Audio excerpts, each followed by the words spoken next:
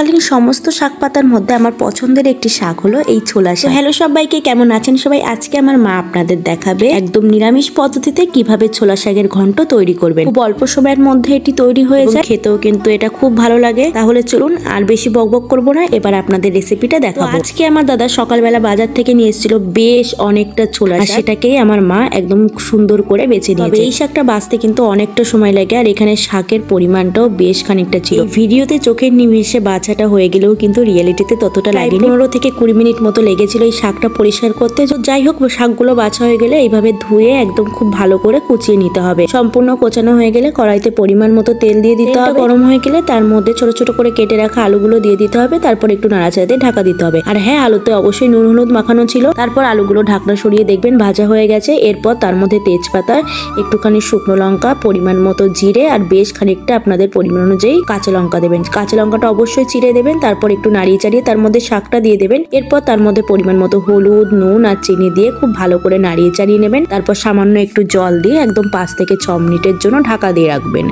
ঢাকনা সরিয়ে তারপরে আরেকটু খুব ভালো করে নাড়িয়ে চাড়িয়ে নেবেন। দেখুন কতটা শাক চোখের নিমেষে কেমন একটুখানি হয়ে গেল। আর একটু ভালো করে নাড়িয়ে চাড়িয়ে আর একটুখানি জল দিয়ে দেবেন। যেহেতু এটার নাম ঘন্ট, তাই এটা কিন্তু একটু বেশ খানিকটা সময় ধরে নাড়িয়ে চাড়িয়ে নিতে হবে। দেখুন শাকটা এখানে সেদ্ধ হয়ে গেছে, তাই 2 চামচ কর্নফ্লাওয়ার দিয়ে আর একটুখানি নাড়িয়ে চাড়িয়ে নিতে হবে। ব্যাস, এখানেই কিন্তু ঘন্ট তৈরি হয়ে গেছে।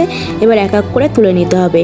ব্যাস, তাহলে ছোলা শাকের ঘন্ট একদম তৈরি হয়ে যাবে। আপনারা কিন্তু এটা যে কোনো নিরামিষ দিনে বাড়িতে একদম তৈরি করে নিতে পারবেন। যেমন আজকে শনিবারে আমাদের বাড়িতে এটা হয়েছিল। তো যাই হোক, তাহলে আপনারাও শীতকালে বাড়িতে ছোলা শাক আনুন আর বাড়িতে বানিয়ে ফেলুন এরকম সুন্দর একটা ঘন্ট।